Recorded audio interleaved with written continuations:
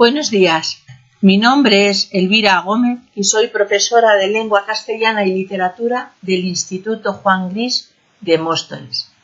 El vídeo que a continuación presento trata sobre el teatro del barroco explicado a los alumnos de tercero de PEMAR, del Plan de Mejora Educativa. El índice es el siguiente: Introducción hacia el triunfo del teatro, panorama del teatro del siglo de oro, la industria teatral en el siglo XVII, Lope de Vega, la escuela de Lope, Tirso de Molina, Calderón de la Barca. Introducción hacia el triunfo del teatro. Se representaba durante el siglo XVI en las plazas públicas, en las universidades y colegios y en lugares fijos. Además de representaciones de carácter cortesano, destacan las comedias de intriga y hacia la segunda mitad surgen compañías de actores profesionales que actúan para la corte o que forman grupos itinerantes y llevan el teatro a pueblos y ciudades. El autor más importante es Lope de Rueda. Pretende divertir al público y no tiene intención didáctica o moralizadora. Tiene influencia de la comedia del arte. Panorama del teatro del siglo de oro. El teatro en el siglo XVI es un teatro religioso con representaciones en Navidad, Pasión y Resurrección. Estas obras son el antecedente de los autos sacramentales. En el teatro profano hay tres autores: Torres Naharro, Lope de Rueda y Juan de la Cueva. En el teatro del siglo XVII destaca el teatro profano con Lope de Vega, amplia producción teatral de tema muy variado, histórico-legendario, de capa y espada, de honor, pastoriles y mitológicas. Mira de Amezcua con su obra El esclavo del demonio, que es antecedente del mito de Fausto. Don Gil es un hombre santo que hace un pacto con el diablo. Tirso de Molina, con dos obras: El condenado por desconfiado, que trata del tema de la esperanza en Dios, y El burlador de Sevilla y convidado de piedra, que crea el mito de Don Juan, personaje pendenciero y libertino, seductor de mujeres. Y Calderón de la Barca, que escribió dramas históricos, bíblicos, teológicos, filosóficos y autos sacramentales como el gran teatro del mundo. La industria teatral en el siglo XVII. Empiezan a aparecer locales destinados a la representación, corrales de comedias. Las cofradías o hermandades fueron el precedente del empresario teatral moderno.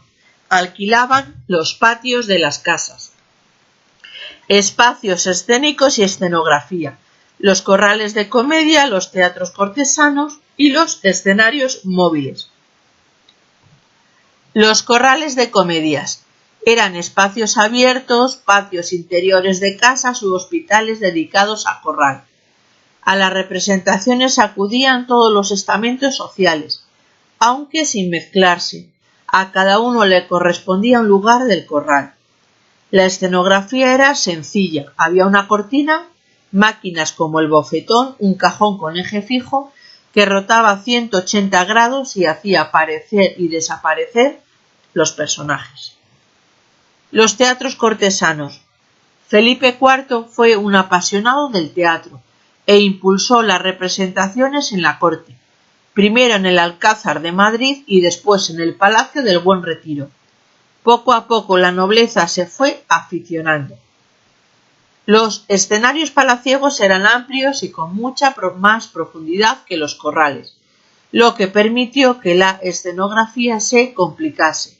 Se impuso el telón de boca, una tienda que cubría el teatro, y se pudo jugar con la perspectiva. Los escenarios móviles, los llamados cómicos de la legua, cómicos ambulantes, solían usar como escenario el carro en el que se desplazaban.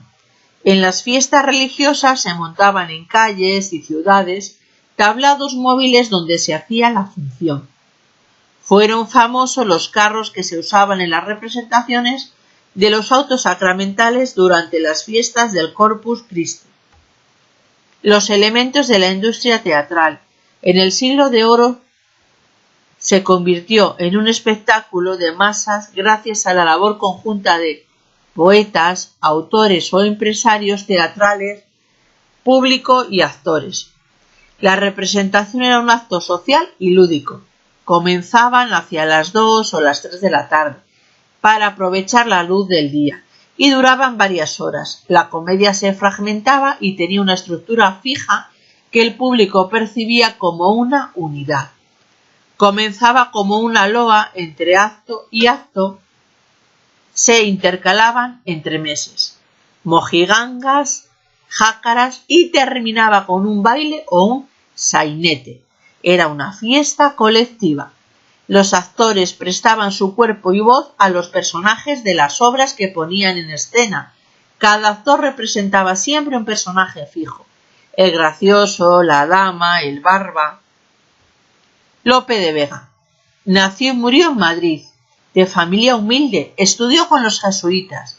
Se casó 2 veces, con Isabel de Urbina y con Juana de Guardo, y tuvo varias amantes: Elena Osorio, Micaela Luján y Marta Nevares, al final de su obra. Fue desterrado por publicar versos difamatorios contra Elena Osorio. Años después murió su hijo y se ordenó sacerdote. Se enamoró de Marta de Nevares y se fue a vivir con ella. Aunque estuvo al servicio de nobles como el duque de Alba y el de Sesa, Lope fue ante todo un autor dramático profesional muy admirado. Características de su teatro. Escribió un discurso que hizo para la Academia de Madrid titulado El arte nuevo de hacer comedias, con las características que deben tener las obras dramáticas, que son: libertad en la elección del tema, mezcla de lo trágico y lo cómico, unidad de acción y libertad de lugar y tiempo, división en 3 actos o jornadas, verosimilitud en la forma de hablar, adecuación del verso al contenido del mensaje, personajes fijos. Los personajes de la comedia nueva.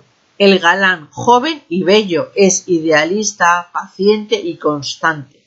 Le mueven el amor, los celos y la honra. El gracioso es criado del galán y es su contrafigura. Defiende a su amo, es su consejero y confidente, es cobarde, interesado, pragmático y dado a los placeres mundanos. Está enamorado de la criada. La dama, joven soltera o casada, noble y virtuosa como el galán, se caracteriza por su audacia y su constancia en el amor. La criada, confidente y pareja del gracioso. El poderoso, noble, injusto y despótico, que genera el conflicto. Solo puede castigarle el rey. El caballero, padre, esposo o hermano mayor de la mujer deshonrada. Su función es restituir el honor de la familia. Representa el orden de valores establecido. El villano campesino rico, a falta de nobleza, fundamenta su dignidad en la pureza de su sangre. El rey representa 2 caracterizaciones.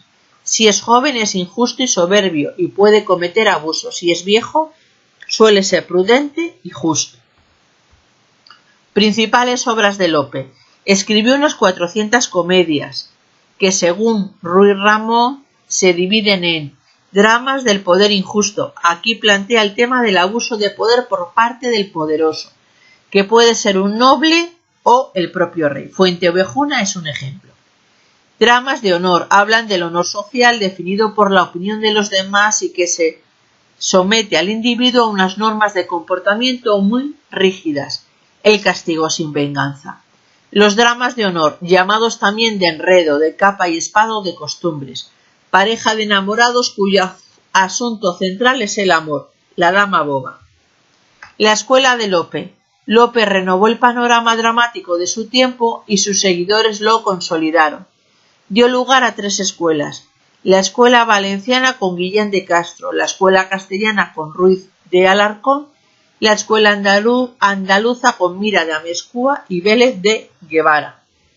Tirso de Molina, seudónimo del fraile de la Merced Gabriel Tellez.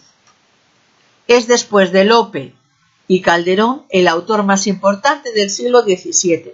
Se supone que compuso más de 400 obras, bastantes de las cuales se han perdido. Destaca por ser un gran creador de caracteres, muchos de ellos femeninos. Algunos de sus personajes, como el Don Juan, se han convertido en un mito de la literatura universal. Escribió comedias de carácter religioso, histórico, de intriga amorosa y de enredo y de carácter. Con el protagonista del Burlador de Sevilla y Convidado de Piedra, Tirso creó el tipo de Don Juan, convertido luego en mito de la literatura universal e imitado y recreado por autores como Molière, Lord Byron o Zorrilla. El condenado por desconfiado se trata de un tema muy debatido por la teología de la época, la predestinación. El ermitaño Paulo lleva una vida virtuosa hasta que un ángel le revela que su destino final será el mismo que el del bandido Enrico. Entonces se desespera al creerse ya condenado, pero mientras éste al final se arrepiente y se salva, Paulo muere sin confesión y se condena. Calderón de la Barca, don Pedro Calderón de la Barca, nació en Madrid en 1600. Después de estudiar en Alcalá y Madrid, regresó a Madrid y en 1623 empezó a estrenar sus comedias. El rey Felipe IV le encargó el teatro de la corte. En 1651 se ordenó sacerdote. A partir de entonces se centró en producir autos sacramentales. Murió en 1681. El teatro de Calderón presenta algunas diferencias con respecto al de Lope de Vega, como que tiende más a la reflexión intelectual y filosófica, por lo que sus personajes se convierten en símbolos de valores o ideas. La acción dramática y el lenguaje son más elaborados. Hay escasa variedad de escenas y anécdotas. La acción se concentra en el contraste de personajes e ideas. La escenografía es más complicada y brillante. Destacan 3 obras: El Gran Teatro del Mundo, La vida es sueño y El alcalde de Zalamea. Calderón creó escuela y sus seguidores son Rojas, Zorrilla y Moreto. Fue el siglo XVII prodigioso e irrepetible para el mundo del teatro. Por eso, en pleno siglo XXI podemos disfrutar de numerosas adaptaciones del teatro clásico con gran éxito de público. Os invito a que disfrutéis de alguna de ellas e incluso a que visitéis la ciudad de Almagro, donde tiene lugar el Festival de Teatro Clásico, y se puede asistir a muchas representaciones en un corral de comedias perfectamente cuidado. Y os animo a que améis el teatro como espectáculo en el que los actores dan en sus representaciones lo mejor de sí mismos y nos llevan a otras épocas y lugares.